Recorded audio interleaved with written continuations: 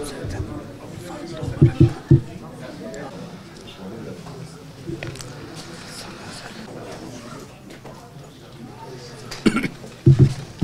Şimdi bakıyorum bunu Aşkın Bey söyledi. Resmiyor değil mi? Aslında var soğutması ama. Genç Öncüler Gençlik Spor ve Eğitim Derneği tarafından bu yıl 9.sunu organize edeceğimiz Kısadan Hisse Kısa Film Festivalimizin basın toplantısına hoş geldiniz, sefalar getirdiniz.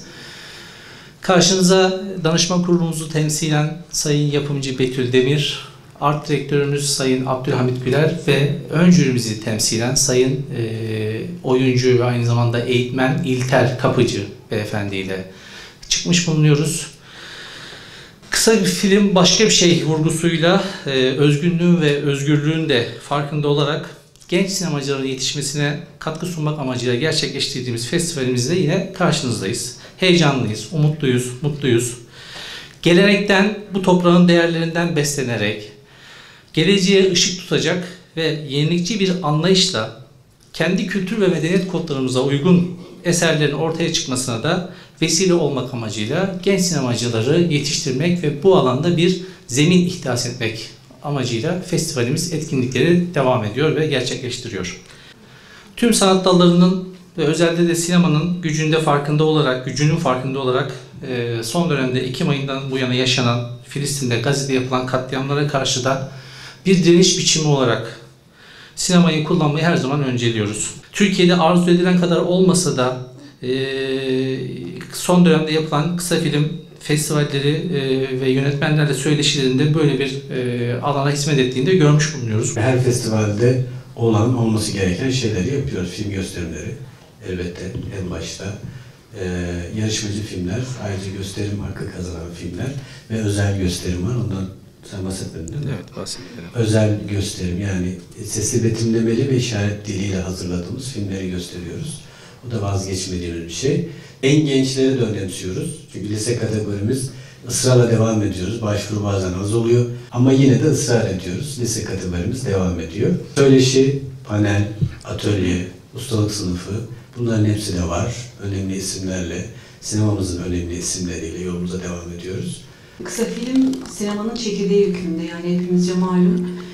Uzun metrajdan sadece süre olarak değil, aslında başlı başına bir kendine has bir yapısıyla ayrı bir form kısa film.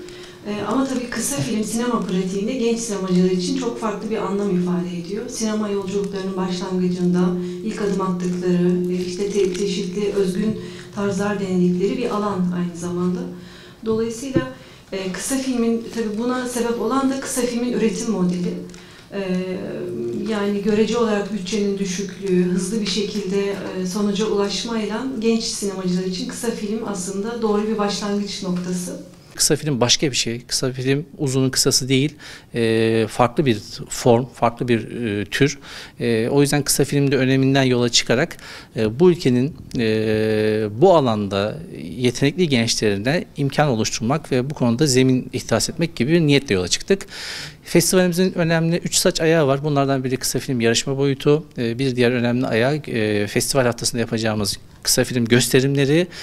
Malumunuz çünkü kısa filmler festivallerin dışında çok fazla gösterim alanı bulamadıkları için festivallerin bu anlamda çok önemli olduğunu düşünerekten 3-4 gün boyunca kısa film gösterimleri gerçekleştireceğiz.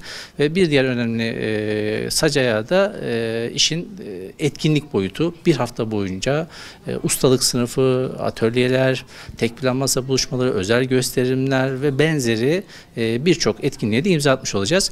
Başka bir festival demiştik çünkü biz başka festival olma iddiasıyla klişenin dışına çıkarak var olan etkinliklerimizi de sürekli yenileyerek daha farklı boyutlara taşıyarak gerçekleştirmeyi planlıyoruz. Kısa film başvuruları için 9 Eylül son başvuru tarihidir. 9 Eylül'e kadar filmleri bekliyoruz. Film Freeway üzerinden başvuruları alıyoruz.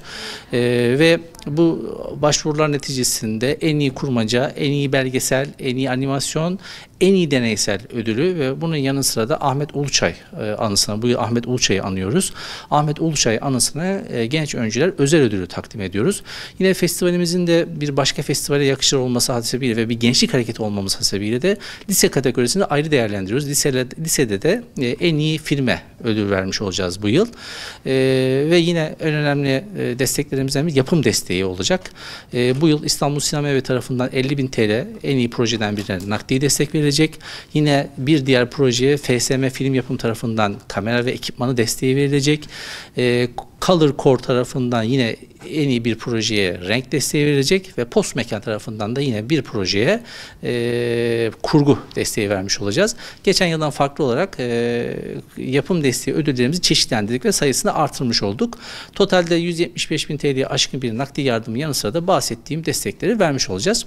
2 Kasım'da Atlas Sineması'nda açılışımızı gerçekleştiriyoruz ve bir hafta boyunca Yeşilçam Sineması'nda, AKM Yeşilçam Sineması'nda bahsettiğimiz gösterimler ve etkinlikleri gerçekleştirmeyi de planlıyoruz.